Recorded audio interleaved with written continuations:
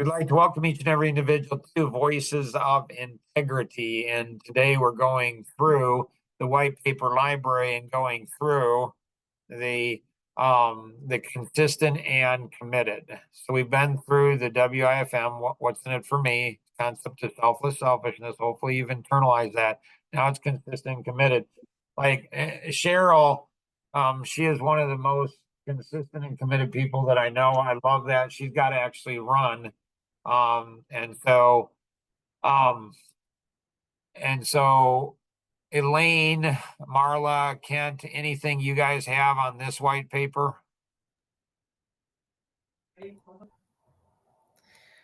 I would have to say that learning how to be consistent and committed um brings so much satisfaction in your life that you won't understand why you didn't pursue this earlier or try and internalize it a lot quicker. Right. Cheryl, any thoughts you have on consistent and committed? Or Marla or Kent? So, like I have observed years ago, I don't know when this was written. I wrote this one maybe 10, 15 years ago, something like that, maybe longer. And I noticed that people thought they were consistent and they thought they were committed. And in their own world, maybe they were consistent, maybe they were committed, like in their own sphere, like compared to people around them. So it's almost like if you're like, we have a pond, on our property, and, and if you're a fish in the pond and you're this big, you're a pretty big fish in our pond. But if you look at the river, there's fish that are much larger. If you look at a lake, there's fish even larger. If you look at the ocean, there's fish even larger. So people want to earn more money. Like Kent in the Philippines, he wants to earn as much as he could if he was in the US, in America. And I want to help him do that. But he can't, he's going to have to take his consistency and committed to a whole different level. A whole different level. So 1 to 10, Kent, how consistent do you think you are, Kent? 1 to 10. Um, 4, 5. Okay. So he doesn't think he's that consistent. Okay. And 1 to 10, how committed do you think you are? Obviously, it depends on the situation, but overall, how committed of a person do you think you are? 5, Okay. On 1 to 10, Kent, how consistent do you think I am? 9.8, And how committed do you think I am? 10. Okay.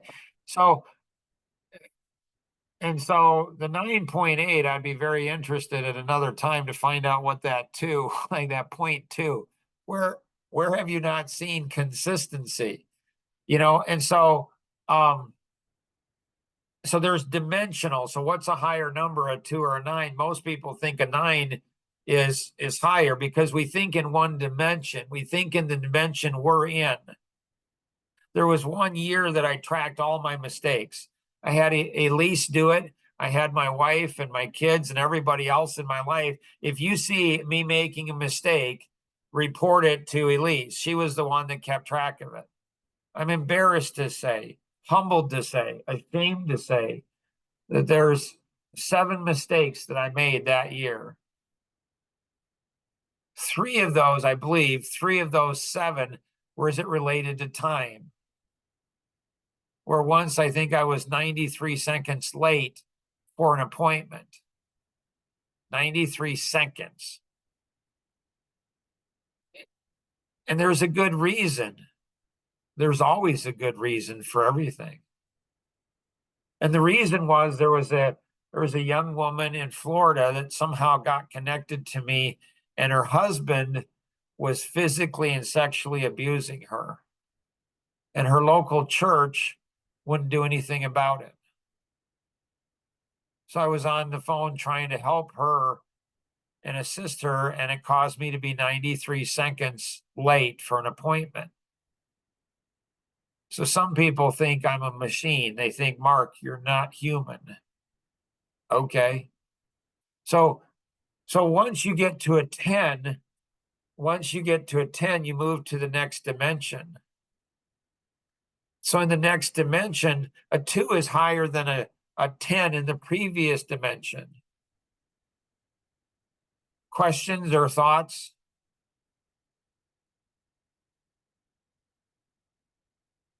Don't black out on me, folks. No. I got one. So with your consistency and you're committed, how would you say that you went about doing that? Was it something that you automatically knew, or did you train yourself in that? Yes. I knew it, but I trained myself in it. The whole next dimension principle, the story on that is just insane. I was talking to a gentleman doing a 30-minute strategy session, and I went through, and it took me 18 years to discover, how to teach, to know if somebody's coachable or not. And he thought he was coachable at a 10.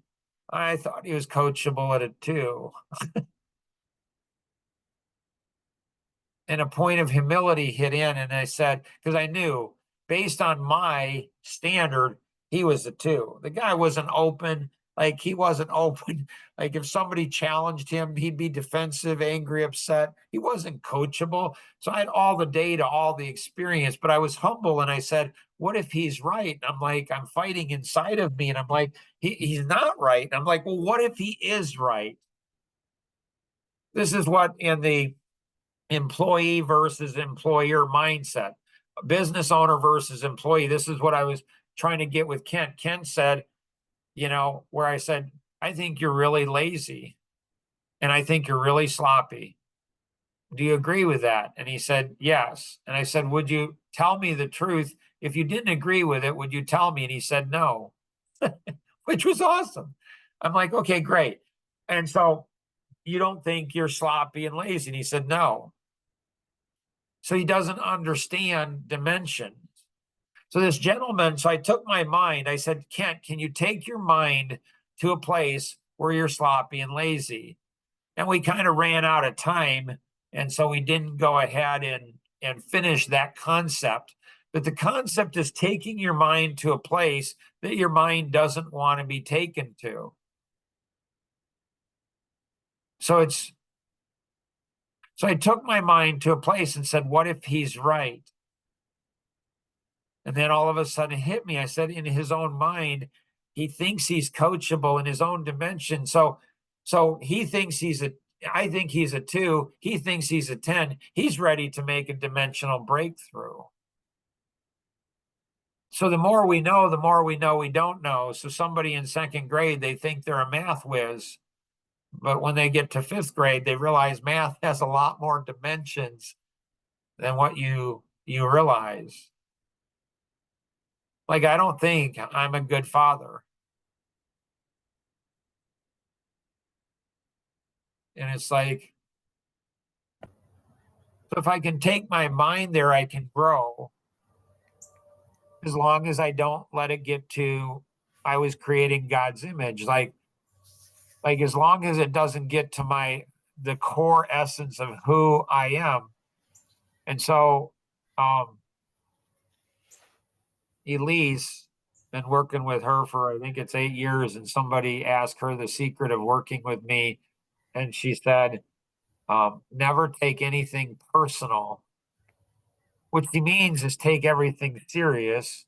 Like, consider what Mark is saying. There's some percentage of truth. Mark's never saying 100%. You're 100% lazy. You're 100% sloppy 100% of the time. Mark's not saying that. Mark is saying that in his world, in where you want to be, where you feel you can be, you're a lazy, sloppy person. And if you don't take your mind to that and realize I've got to take a dimensional jump. So me being a driver personality, driver analytic, I think it was always built within me, Elaine, to go ahead and be hard on myself, to be introspective. As a 5-year-old boy, I did something in kindergarten. And I said, why did I do that? That was really stupid. Again, that wasn't nice. It wasn't a nice thing to do. And I remember that, and I'm 16. So 55 years ago, I remember, Mark, you did this in kindergarten to another, to another person. And this was not a nice thing to do. This was not wise. So I think part of it, Elaine, I'm built with it. I'm wired for it. But so much more of it is I've just learned it. I've learned that as I've coached people that are billionaires, as I've coached people that are really massively successful, like the more you know you don't know. Like the feeling model, the quantum feeling model. It's just, so there's three things that, when we have feelings, the feelings overcome us, and feelings want us to feel consistent and committed. Well, what if I'm going to need to be more consistent and committed? And so a lot of it's built within me, I think, is my personality as a driver analytic. I don't mind being hard on myself. I think because I've discovered my life vision, that helps my consistency and committed. Like it helps me not be a victim. It helps me not to be self-righteous. It helps me not to go ahead and be entitled. Like it's interesting. I've paid into Social Security. I paid into Social Security now for what, 45 years? Okay. And I don't think it's an entitlement program. I paid into it, but I'm going to be appreciative when I get it in another, year and a half or so. I'm going to appreciate that I'm going to get that. So I paid into something for 45 years and I don't feel entitled to that. Other people in America, they haven't paid in at all and they think they're entitled. I'm entitled. Entitlement is an addiction. It's the ability to say, like your life vision, when your life vision is bigger than death, you get over stuff. The bigger your life vision is, the bigger you see. So people talk about how much potential they have, but are they doing it? Mel, who owns Bluegate, he went ahead and shared there's 3 types of people. He learned this he and his wife learned it as a young couple. So they're small, medium, and large. And small people talk about other people a lot. Okay. Medium people talk about things, flying boats, doing this type of things. Large people, they talk and implement ideas. So they're talking and implementing. They're like, here's an idea. And so the bigger your potential is, the more potential you have, the more consistent and committed. And so I've learned, I've coached a number of, professional athletes. And Dan Graham, who played for the Tampa Bay Buccaneers, professional football. And I said, what's the difference? He said, the speed of the game. And so he said, first day of boot camp, first day of training camp, whether you're a brand new rookie or you've been there and you're making, $50 million a year, 200 million, whatever it is. And the first thing they do is teach you how to tie your shoes.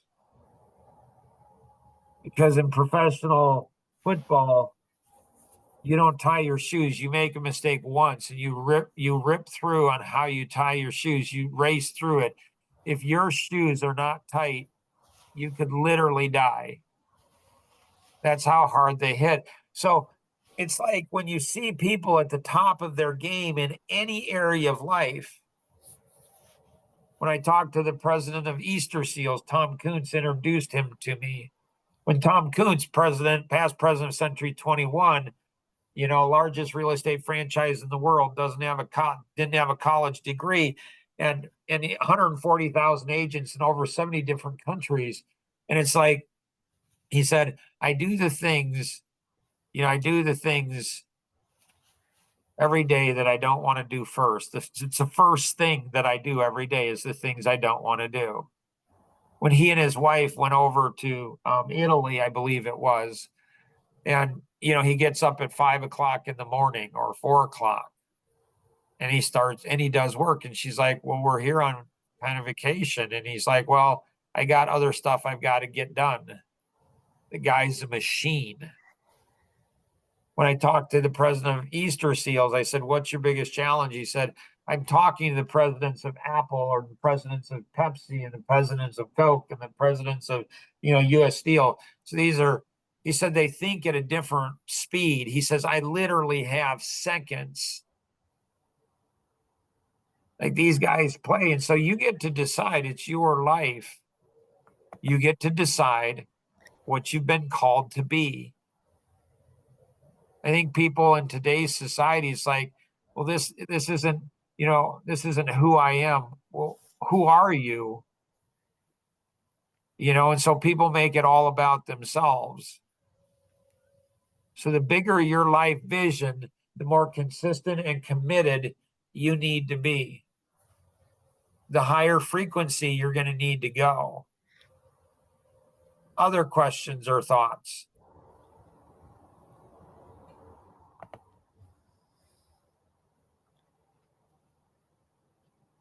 In order for somebody to learn how to be consistent and committed, what would you recommend for them to do first? A good question. Find somebody that you're like, wow, how do they do that? Like, how do they do that? Don't allow reasons, excuses to go ahead and, like, if I'm late, like I look at being on time as integrity. Like if I'm 7 seconds late to a meeting, that's an integrity issue. Like yesterday, I think I was maybe, I don't know, I think I was maybe 37 seconds to a minute and a half late. And I had a good reason. But I didn't share the reason with anybody because it's not a good reason. I've got to get sharper. I don't know that anybody cared. Well, Elaine was the only one that was on. And so, as Elaine's saying, Mark's late.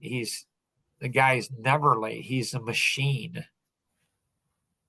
And so I got a little sloppy. I missed one small detail. And so most people would say, well, that's not that big of a deal. To me, it is. Most of the times it escalates if we're not careful.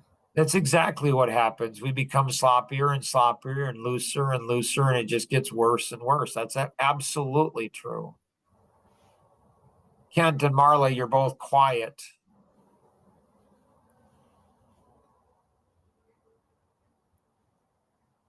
Maybe you're sleeping. If you're sleeping, I don't want to wake you up. And so I think I'm just trying to internalize everything. what you want to do is you want to use your words. You want to use your words and say, how do I internalize this? And so then you go back to the internalization model. And the internalization model, like that model, Tom Kuntz, like if we go in, we could go ahead and do the story of the internalization model. It's insane. I mean, this thing's insane. And we probably need to go here real quick. But I was on doing a project. It's called Leverage. It's a course that I did with Tom Coons, Peter Miles, and a handful of other people. And once in the course, I came frustrated, and Tom says, seems like you're frustrated. I said, I am frustrated. And he said, why are you frustrated? I said, because I'm telling people things, Tom, and they're saying they understand, but they don't understand. They do not understand. And he laughed, and I said, so I'm searching. I said, why do people say they understand when they don't? And he laughed and he says, because they're not internalizing things, Mark. And Tom's done this multiple times to me where I'm like, you got to be kidding. How does he know that? Like, that's exactly what's I could feel the energy. I could feel the energy. And I said, I got so excited. I said, so how do I get people internalized? He's like, he laughs. He says, oh, I don't know that. I'm like, really? So he gives me the answer, but he doesn't show me his work because why? It's unconscious. He's unconsciously competent. So I go to bed that night and I wake up the next morning and the internalization model, like I get out of bed and it's all there. Everything's there. Everything's there. And I scramble out of bed and I grab the first piece of paper because I don't even want to go downstairs. I jot this whole thing out, this whole model. And I had everything. I had questions. So there's surface and deep. Surface and deep. How do you go from the surface to the deep? And so there's questions that create awakening, or awakening create a question. That connects us back into listening. We're listening in a different way. Like we're hearing something, we can feel something. Something's different about this. I think I know it, but I really don't. I don't understand it at this new level. And that connects into our why. But if we don't understand our why, like why was I put on this planet? Like if I don't understand that, not the details, but the big picture of what it is. Once I understand, once I awakening and questions and listening why, then I start to see new things. Or maybe I have insights and then I can see new things. And that then purifies my intention. And it helps me to realize, Mark, you're not that smart. Mark, you're not that caring. You're not that giving. It's WIFM is what it is. Like it's WIFM. See, what WIFM, that helps to inoculate us against self-righteousness. Because self-righteousness just destroys us.